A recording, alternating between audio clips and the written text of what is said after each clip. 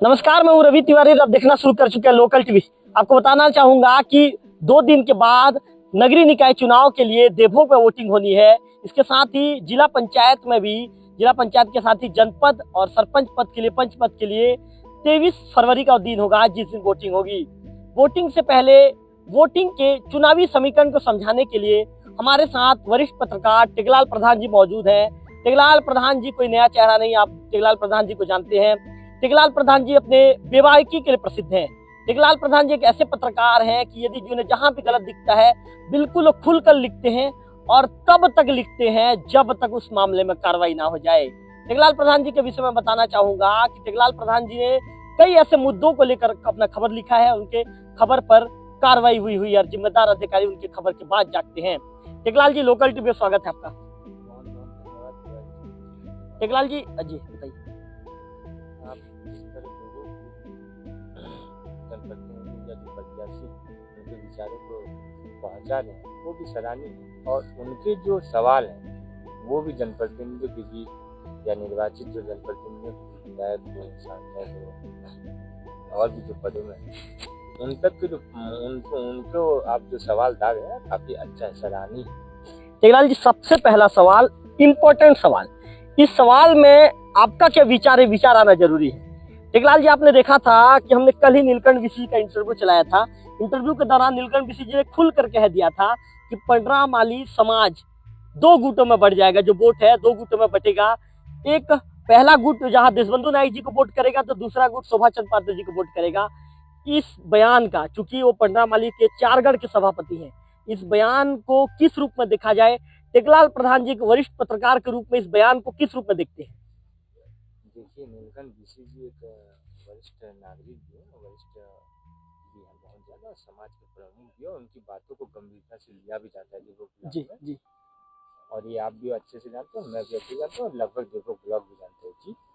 तो उनकी बातों का मायने कहीं ना कहीं वो जो इशारा करने की कोशिश है उसको समझना पड़ेगा, वो समाज को क्या संदेश देना चाहते हैं जी कि अब क्योंकि दोनों तो एक ही समाज के हैं, उनके अभिन्न अंग भी होंगे अगर समाज प्रमुख है तो वो किसी ने एक के लिए या किसी एक के लिए तो खास और कम तो है ही नहीं। बिल्कुल।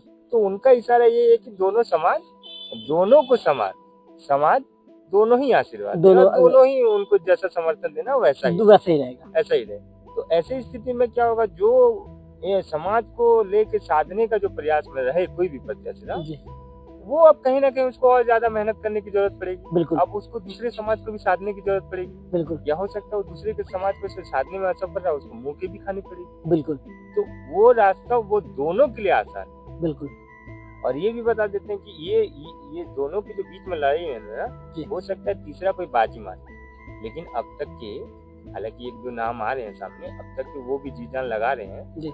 अगर वो, आप तो जानते हैं कि चुनाव कितना खर्चीला हो चुका है, तो ऐसी स्थिति में धन बल सब चीज का अगर प्रयोग हो गया तो निर्णय और भी कुछ आ सकते हैं, परिणाम और भी कुछ आ सकता है। बिल्कुल। टेकलाल जी आपसे ये भी पूछना चाहूंगा मैं कि जिस तरह की परिस्थितियां निर्मित हुई है, टेकलाल जी, नीलकंठ जी ने तो साफ तौर पर कह दिया कि दोनों की लड़ाई का तीसरे को फायदा ना हो जाए। उन्होंने खुद कह दिया है। तो क्या टेकलाल जी उनके उस बयान का बड़ा अर्थ निकलता है? तो बिल्कुल बड़ा अर्थ निकलता है ना। अब उनका तो साफ संदेश ही है ना कि दोनों को समाज का वोट जाएगा। अब ये देखना है कि बाकी जो समाजों के बीच है कौन सबसे ज्यादा लोग, कौन उसके बीच पकड़ बना के रखता है। अगर वो जो पकड़ अगर मजबूत रही तो वो लगभग उनके लिए रास्ता साफ हो जाएगा। अगर हम देशबंधु नायक जी की बात करें तो उस बेल्ट में जहाँ से बिलोंग करते हैं, उस बेल्ट में उनकी काफी अच्छी पकड़ है, हर समाज के बीच है। बिल्कुल। उसी तरह अगर शोभा चंद पात्र की बात करें तो उनको भी उनकी समाज की अच्छी खासी पकड़ है, उनकी भी पूजा, और काफी एक बार जनपद की कमान भी संभाली उनकी श्रीमती जी, फिर जिला पंचायत की भी कमान अनुभवी भी है, और समाज के बीच एक प्रतिष्ठित भी माने जाते हैं। वैसे देशबंधु नायक भी है, लेकिन दोनों के लिए रास्ता इतना आसान नहीं, रास्ते कठिन है, बहुत कठिन है। अच्छा टेकलाल जी, ये बताइए, 2 दिन के बाद नगरीय निकाय चुनाव होने वाले देवभोग में, 2 दिन के बाद नगरीय निकाय चुनाव के लिए वोटिंग है। क्या लगता है टेकलाल जी, राजेश तिवारी जी कांग्रेस से प्रत्याशी हैं, अनीता उपाध्याय बीजेपी से प्रत्याशी हैं, दोनों प्रत्याशियों के लिए ये जो 2 दिन बचा हुआ है टेकलाल जी, आज 9 तारीख का दिन है और इसके बाद 10 परसों वोटिंग का दिन है, 2 रात, मतलब टेकलाल जी 48 घंटा, 48 घंटा इनके लिए कितना संघर्ष का वो घंटे होने वाले हैं, कितना इनको मिनट टू मिनट कितना संघर्ष करना पड़ेगा। टेकलाल जी क्या कहना चाहेंगे आप, क्या लगता है आपको? चुनाव की जो आखिरी रात होती है तिवारी जी, प्रत्याशियों के लिए कयामत की रात होती है। बिल्कुल सही कहा। और वो कयामत की रात जो होती है, और उनके लिए जो अपने अपने जो समर्पित गांव है या वार्ड है, उनको संभाल के रखना सबसे बड़ा चुनौती होता है जी। अब आपको हमको ये देखना है कि संभाल के कौन रख रहा है जी।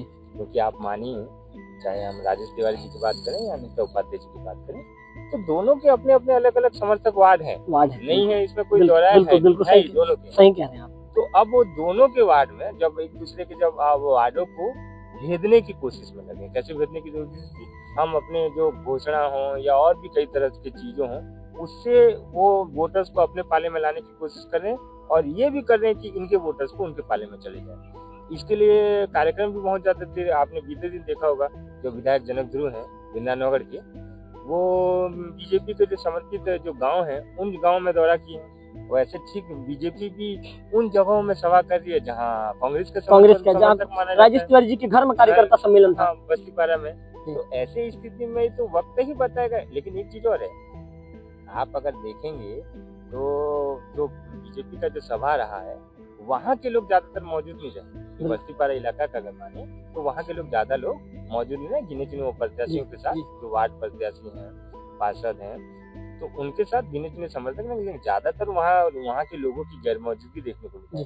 लेकिन वहीं अगर दूसरी तरफ अगर हम झालावाड़ की बात करें, तो बीते दिन जैसे जनक गुरु जी आए थे, तो उनका मैं समाचार भी कवरेज करने जाता, तो वहाँ लोग निकले थे, घरों से निकले थे, मतलब घूमे थे, जनसंपर्क भी हुआ था। तो लगा था कि जिस तरह इनका जो किला है वो सेफ है, वैसे उनका किला सेफ मुझे नजर नहीं आता व्यक्तिगत तौर पे अगर कहूँ तो। जी। अच्छा टेकलाल जी ये बताइए, सांसद रूप कुमारी चौधरी का भी पिछले दिनों दौरा था, कल ही वो देवो के दौरे पर आई थी, कार्यकर्ता सम्मेलन में शामिल हुई। उन्होंने इस दौरान कार्यकर्ताओं को एकजुट रहकर चुनाव लड़ने का मूल मंत्र दिया। उन्होंने ये कहा कि बीजेपी जीतेगी, उनका ऐसा दावा था। आपको क्या लगता है, सांसद के दौरे का और विधायक के दौरे का कौन सा दौरा ज्यादा मजबूत रहेगा, कौन सा दौरा किसके ऊपर हावी रहेगा, क्या लगता है आपको?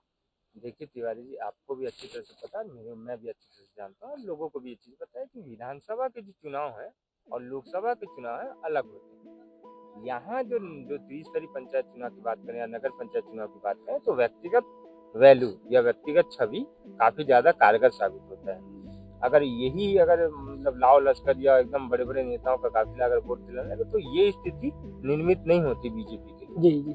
और अगर हम कांग्रेस की बात करें, तो जो व्यक्तिगत छवि पे जो टिका हुआ है, जो समर्थक कांग्रेस के हैं, वो व्यक्तिगत छवि पे ज्यादातर है जी। और ये चीज चौक चौराहे में भी चर्चा है। अब जो कांग्रेस का जो प्लस होगा वो व्यक्तिगत छवि पे और ज्यादा प्लस होगा, लेकिन वही चीज बीजेपी के में जो अगर देखें कि जो एक फेस वैल्यू या जो बीजेपी की बढ़त होनी चाहिए, वो मुझे थोड़ा सा कम लग रहा है। थोड़ा सा, ज्यादा नहीं, लेकिन थोड़ा सा कम है जी। कांग्रेस के कंपेरिजन थोड़ा सा कम है। ये इसलिए कम है क्योंकि जो जिस तरह का एक वो होना चाहिए, घेराबंदी होनी चाहिए, वो कहीं ना कहीं उसमें बीजेपी मुझे लगता है कि कहीं ना कहीं वो पीछे है घेराबंदी करने में। उसका कारण भी ये माने कि आप जानते हैं कि विधानसभा की जो घोषणाएं रहती है वो सीधा जनता के ऊपर कनेक्ट करती है, और एक टैग लगा इधर यहाँ बताया जाता है कि यहाँ निशान पे ही चुनाव होता है। तो वो टैग इस बार वो गड़बड़ाने के चांसेस है। लोग ये बोल रहे हैं कि ज्यादातर हम व्यक्तिगत चुनाव करेंगे, व्यक्तिगत छवि पे वोट करेंगे करके। अच्छा टेकलाल जी, जीत हार तो मतगणना के बाद ही पता चल पाएगा। टेकलाल जी एक वरिष्ठ पत्रकार है, वरिष्ठ पत्रकार के रूप में क्या सोचते हैं, जीत हार का अंतराल कितना रहने वाला है? यदि कोई भी जीतता है तो कितने मतों से जीतेगा, कोई हारता है तो कितने मतों से हारेगा? आपका अनुभव क्या कहता है? जो वर्तमान अभी का जो सिचुएशन है, आज हम 2 दिन पहले, आज 9 तारीख है, 10 को चुनाव पर्चा थम जाएगा, 11 को वोटिंग है। तो अगर आज की स्थिति में बात करें तो चुनाव का जो जीत और हार का आंकड़ा होगा वो 800 के अंतराल में होगा, 700-800 के अंतराल, 700-800 के अंतराल में होगा। और अगर ये घेराबंदी अगर रहा, तो ये जो सिचुएशन बनी है वो अगर रहा, तो 800 के अंतराल में ही जीत और हार, कोई भी जीते कोई भी हारे, बिल्कुल।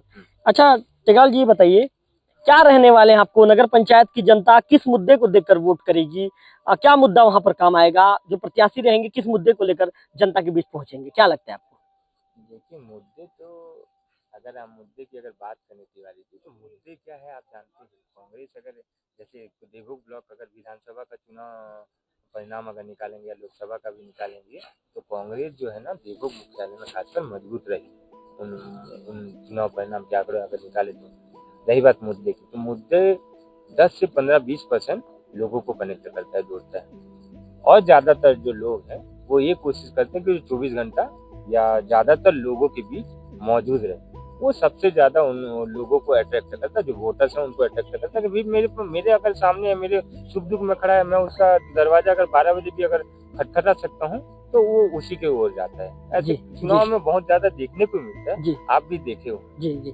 तो ये चीज इस चुनाव में भी बहुत ज्यादा महत्वपूर्ण है जी, बहुत ज्यादा भूमिका है चुनाव में। और आप अगर रियलिटी अगर आपको ही पता है, जैसे बस्तीपारा का हाल है वैसे राजापारा का भी हाल है। बिल्कुल जैसे ये किला है वैसे वो किला है। मतलब कहीं ना कहीं टेकलाल जी गणित बराबर बैठ रहे हैं। बराबर। और दूसरी बात जानते सब हैं लेकिन बताना कोई नहीं चाहता। बताना कोई नहीं चाहता। दिक्कत ये खुलकर कोई कैमरे में कहना नहीं चाहता। और इसका एक आपको ही पता है कि जो झालावाड़ की बात करें या सोनामुनी की बात करें, ये ज्यादातर बीजेपी समर्थित गाँव है। जी मानते हैं इस बात को। वार्ड तो सबसे ज्यादा बीजेपी समर्थित गाँव है। बिल्कुल बिल्कुल। अब वैसे टाइप का बस्तीपारा या फोकटपारा की बात करें या और भी आजू बाजू की बात करें तो कांग्रेस समर्थित गाँव है। बिल्कुल। तो ऐसे स्थिति में प्रत्याशियों के लिए चुनौती हो गया है कि उनके वार्ड को हम भेजें या इनके वार्ड को भेजें। बिल्कुल सही कहा। अच्छा टेकलाल जी, देवभोग ब्लॉक में 2 जिला पंचायत की सीट है, सीट नंबर 10, सीट नंबर 11। दोनों में आपको एक वरिष्ठ पत्रकार के रूप में कहते हैं कि एक वरिष्ठ पत्रकार एक मैं ये कह सकते हैं कि कहीं ना कहीं अच्छा विश्लेषक भी होता है।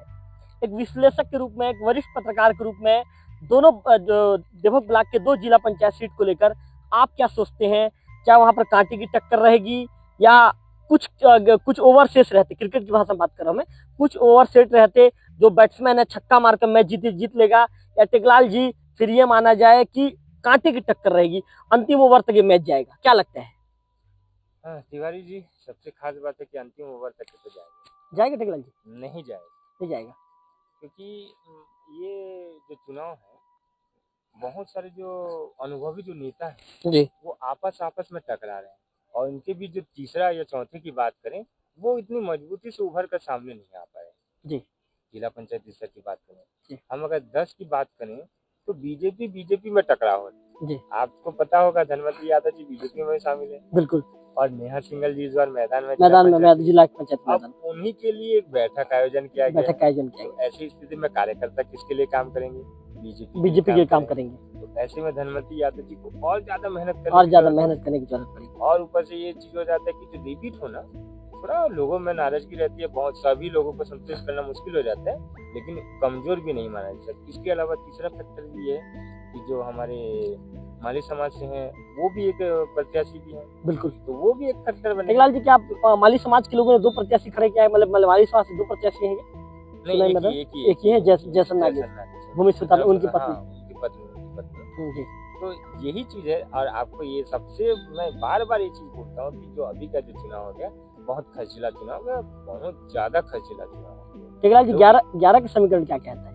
11 के समीकरण तो बहुत टक्कर होगी। और टक्कर अब ये कहना मुश्किल अभी भी हुआ है, क्योंकि अभी तक के जो तीसरा या चौथा प्रत्याशी इतनी उभर के नहीं आया, सामने नहीं आया लोगों तक। आप ये मान के चलिए जो और भी जो प्रत्याशी हैं उनका तो पूरे गांव तक के पहुंचना मुश्किल हुआ अभी तक मेरे जानकारी में। तो ऐसी स्थिति में तीसरे की अभी तक की कल्पना करना, जो कैंडिडेट सामने आ रहे हैं वो काफी ज्यादा प्रभावशाली होंगे इस चुनाव में, अगर जिला पंचायत चुनाव की बात करें।